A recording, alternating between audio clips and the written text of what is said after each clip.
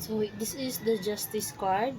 So justice card is you have to evaluate your action accordingly. Hindi pwedeng bias tayo sa kapwa. Okay?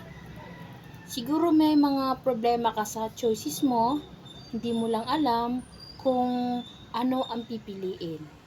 And just examine yourself.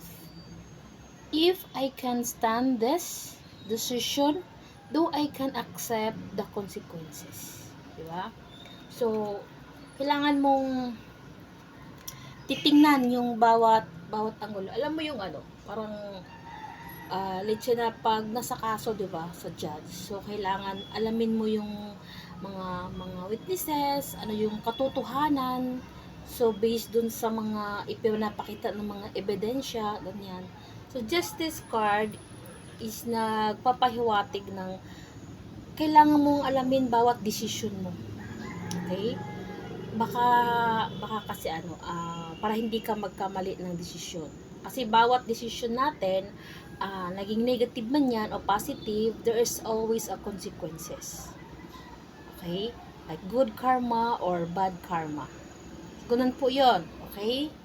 Justice card are card for today. So, ito po yung guide natin. So, alamin natin yung mga desisyon natin or bago tayo pumunta o bago tayo gumawa ng isang desisyon, so, kailangan nating alamin kung ito'y paalala lang.